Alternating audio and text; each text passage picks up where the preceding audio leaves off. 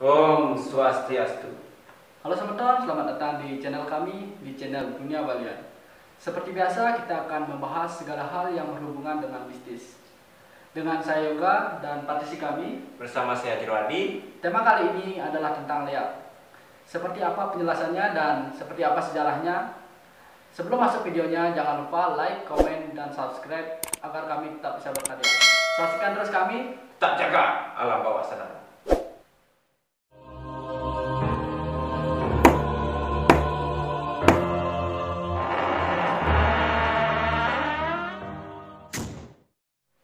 Baik teman-teman, kali ini saya akan menanyakan beberapa pertanyaan pada Beli Jeruk. Asal usul Lia itu dari mana Beli? Kok bisa dinamakan itu Lia?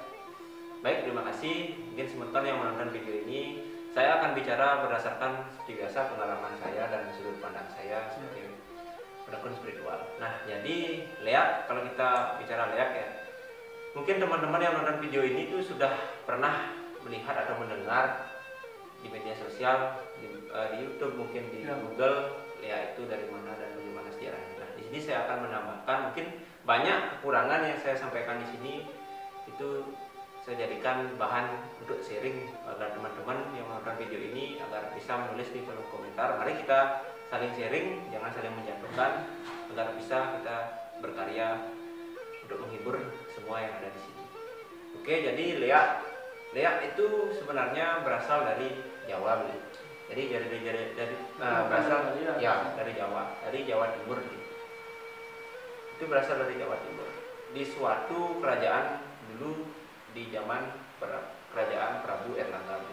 Jadi leak itu di masa pemerintahan Prabu Erlangga itu kalau kita tarik ke belakang sejarahnya itu adalah putra dari Warmadewa dan Mahendradatta. Jadi raja dari Bali. Seperti itu. Ibunya yang dari Jawa dan bapaknya dari Bali. Dan dia mempunyai dua putra yang salah satunya adalah Prabu Erlangga.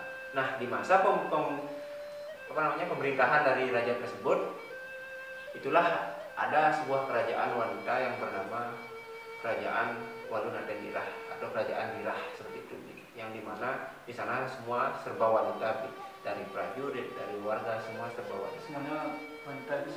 Semua wanita.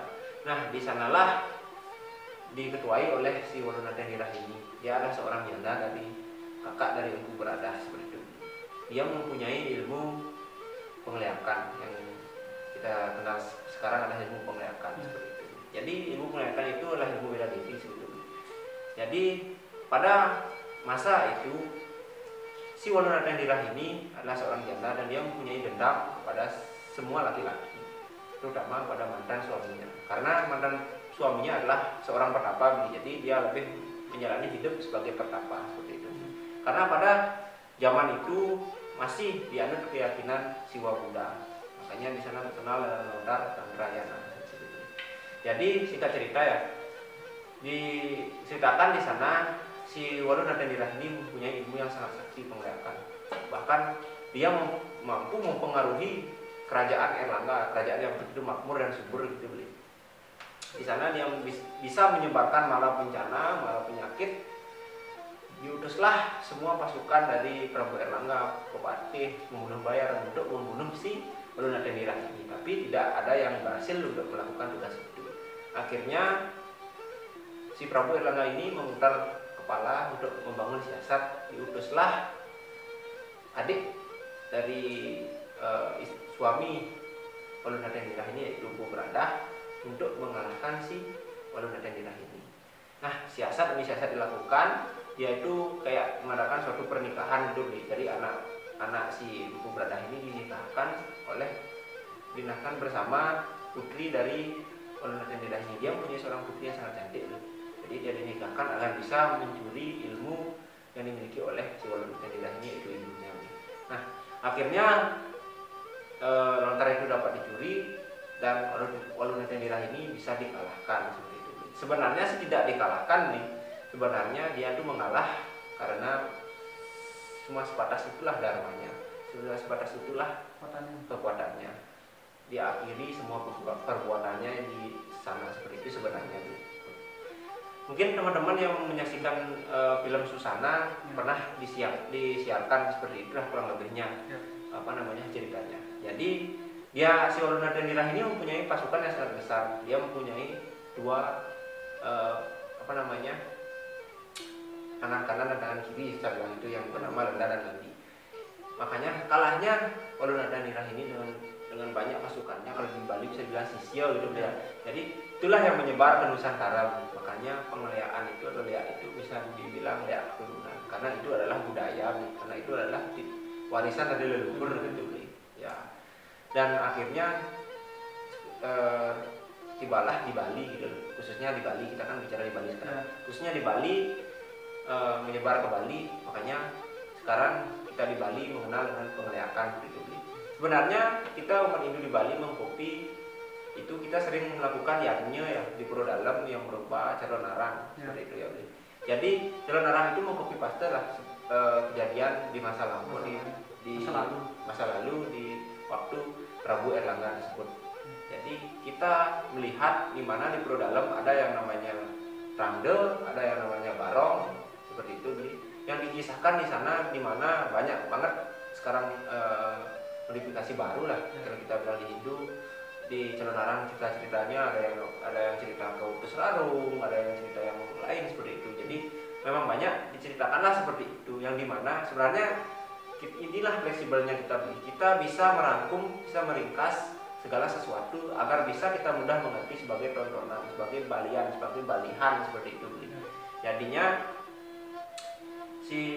diceritakanlah di sana bahwa simbol Adharma yang disimbolkan sebagai Rangde dan simbol Dharma disimbolkan sebagai Barong. Makanya kita sering salah kaprah. Mungkin waktu calon arang itu si Rangde ini lagi semedi diganggu oleh Barong, dan akhirnya Barong itu harus jatuh, harus kalah. Tidak ada yang kalah sebenarnya di sana. Itu adalah simbol Robinede, simbol hitam dan putih seperti itu. Jadi Barong adalah simbol putih, adalah simbol Dewa Siwa, dan Rangde adalah simbol Dewi Durga, adalah simbol hitam seperti itu. Jadi biar ada keseimbangan antara hitam dan putih, benar dan salah seperti itu. Dan apa namanya itu? Apakah leak itu ada tingkatannya kan? Nah, kalau kita bicara tingkatan ya dia sebenarnya hal yang sangat privat ya, sangat rahasia sebenarnya, karena tidak banyak orang, bahkan tidak ada orang yang mau menjelaskan seperti apa dulu leak dan bagaimana dulu leak. Nah, kita akan bicara tentang umum aja nih ya. Mungkin teman-teman yang menonton video ini sudah tahu, mungkin pernah mendengar juga seperti itu. Jadi kita kalau bicara tingkatan leak ya, mungkin ada yang bilang leak itu bisa berubah wujud, ada yang bilang leak itu bisa berupa cahaya seperti itu, berwarna ya, bisa kalau di Bali undihan gitu ya. Kebetulan sekarang hari ini adalah hari pemacakan agung ya, betul. Jadi saya bilang di sini ilmu leak itu kalau di zaman sekarang memang sangat sulit kita untuk mempelajari karena kecanggihan teknologi. Kalau kita bicara umum ya, leak itu bisa dibilang ada tingkatan dari leak jaka tunggal, pohon jaka yang cuma ada pohon daunnya satu tangkai aja, itu yang disebut jaka tunggal. Ya, bisa berubah menjadi jaka tunggal, terus bisa berubah menjadi badal tumpang selikur atau badal tumpang solas seperti itu. Ada juga yang bilang leak bisa berubah menjadi sampian emas, ada yang bisa bilang leak leak gerudo emas seperti itu. Memang banyak banget jenis-jenis dan julukan tergantung ilmu yang tingkatan yang bisa dia kuasai seperti itu. Ada juga yang bisa bilang leak pundak setegal seperti itu. Memang itulah ilmu kanuragan yang dimiliki oleh Nusantara, yang dimiliki oleh orang-orang kita seperti itu. Jadi dulu itu digunakan untuk pertahanan diri, dan untuk sebenarnya itu adalah salah satu jalan untuk mencapai Tuhan itu sendiri seperti itu. Kalau kita bicara tingkatan, pasti dari 1 sampai 10 pasti ada jenjang seperti itu ya. Memang banyak tingkatannya, tapi kita tidak bisa mempublikasikan secara luas seperti itu karena sangat privat seperti itu. Jadi cukup hal-hal yang umum aja lah seperti itu. Iya. Ada juga ya mitos dari masyarakat, apakah benar pada saat Lea ngelekas atau ngerem diambil cangkaciknya, apakah bisa dia kembali ke badan kasarnya itu? Oke, nah ini mungkin teman-teman masyarakat Bali sering mendengar cerita ini atau memang tahu cerita ini. Nah kalau menurut saya sih, saya sekarang pandang seperti ini. Jadi kalau orang ngeliat itu bukan raka kasarnya yang berubah menjadi sesuatu. Ada yang berubah menjadi dari menjadi gerudoma seperti itu, menjadi monyet, itu menjadi apa? Menjadi maaf yang menjadi anjing seperti itu, menjadi bangkung atau babi, betina. Bukan badan kasarnya yang berubah, dia diam, dia tidur, atmanya yang berjalan, atmanya yang berubah seperti itu. Jadi saya bilang benar, kenapa? Karena dia waktu tidur mau melepas, mau berubah wujud menjadi penglihatannya, jadi selevel ilmunya, melepaskan ilmunya lah seperti itu, menggunakan media sangat kecil adalah gerbang menuju ke mengakses ilmunya. Anggap aja kita kayak HP gitu loh, mengakses kita nggak bisa video call sama siapa gitu. Jadinya kalau sebelum dia melakukan itu, jadi dia sudah memasang pagar gaib. Jadi saya tekankan di sini, mungkin teman-teman yang tahu atau mau melakukan itu curiga pada seorang, jangan pernah melakukan itu karena itu sangat berbahaya. Kalau tidak punyai suatu tuntunan spiritual atau memang basic spiritual gitu. Karena itu sangat berbahaya, bisa berbahaya bagi dirimu sendiri seperti itu. Jadi orang yang melihat itu, dia itu bukan dia yang berubah, tapi atmanya, jadi rohnya sendiri yang berubah dan melalang buana melakukan dharmanya seperti itu. Nah, menurut pandangan Bejero, kita sebagai manusia biasa, bagaimana kita mengantisipasi agar kita tidak diganggu oleh pihak tersebut?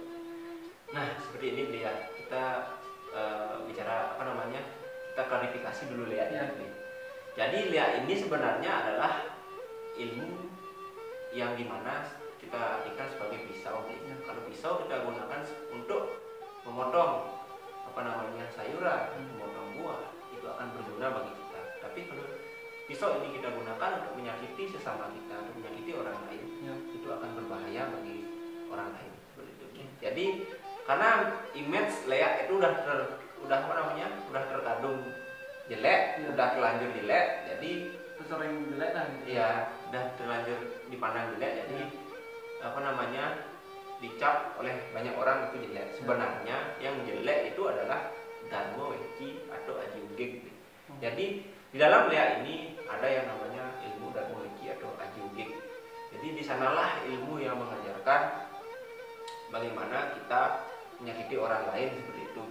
Jadi kalau kita bicara bagaimana cara untuk menangkal ilmu Lea, pertama saya sekarang mau bertanya pada teman-teman, mungkin adakah orang yang dicurigai bisa ngeliat? Mungkin ada si A atau si B, mungkin Lioga curigai adiknya Lioga bisa ngeliat seperti itu. Karena orang yang bisa ngeliat itu tidak gampang nih. Karena orang yang bisa ngeliat itu banyak banget prosesnya, banyak banget ritualnya, dan banyak banget hal yang harus dia kuasai seperti itu.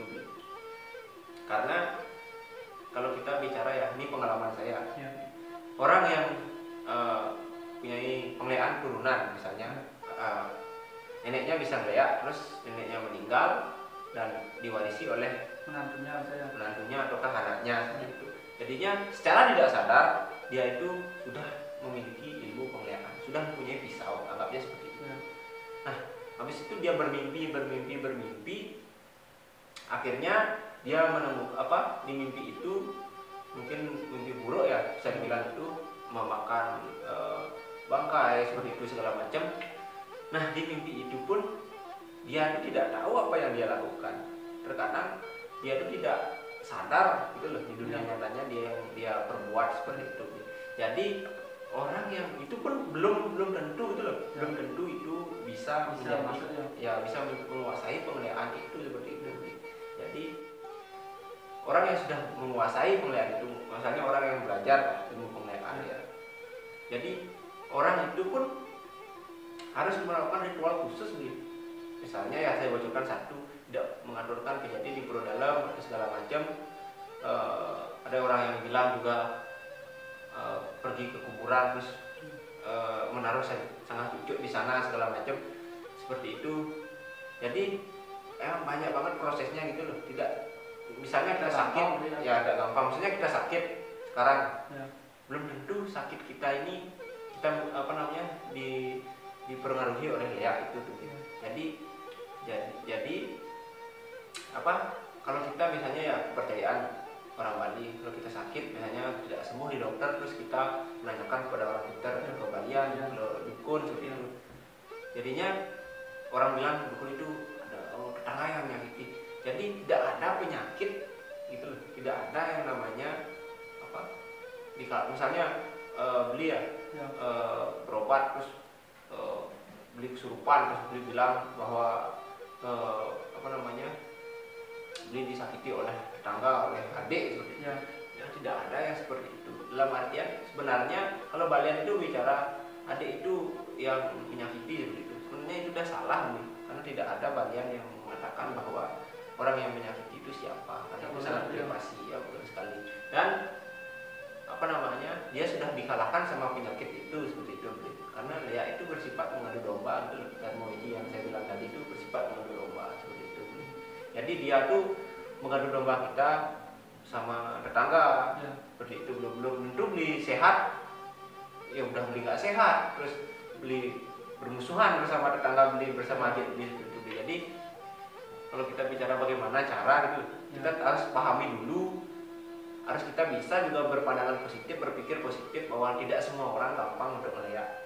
Jangan kita kuno gitu, dikit-dikit kita sakit, misalnya kita sakit di sore hari panas, tiba-tiba di sore hari kan, di mau malam hari itu panas, dibilang ini sore-sore nih apa sih diganggu oleh makhluk halus terlihat. Jangan seperti itu. Itu mungkin saja gejala DB, gejala demam berdarah kan, saya saja kan seperti itu. Jadi kita harus cek dulu ke dokter, cek dulu ke medis, baru kita gunakanlah hati nurani kita. Kita punya rasa, kita gunakanlah rasa kita supaya yang namanya menemukan jalan keluar seperti itu.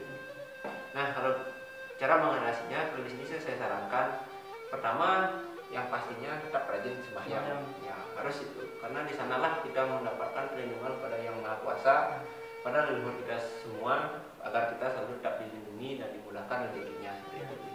Nah, terus yang kedua, berkatalah dan berbuatlah dengan baik.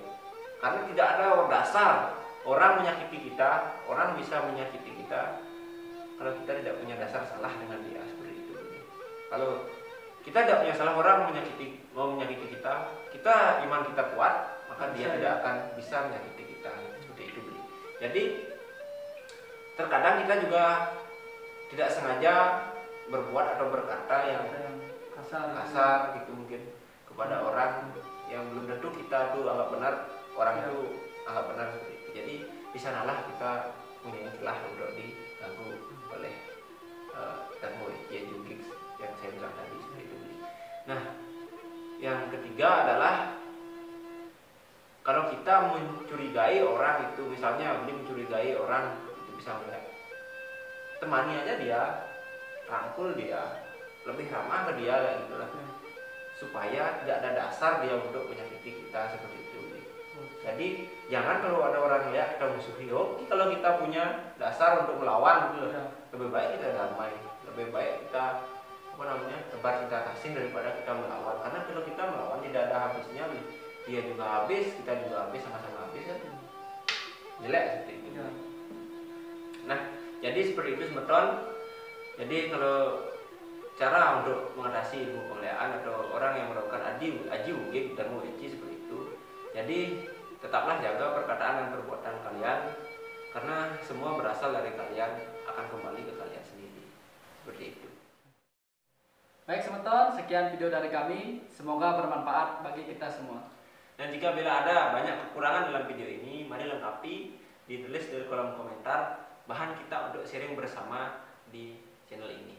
Dan jangan lupa like, komen, dan subscribe. Saksikan terus kami. Tetap jaga alam bawah sadarmu. Kita akhiri dengan Pramu Santi.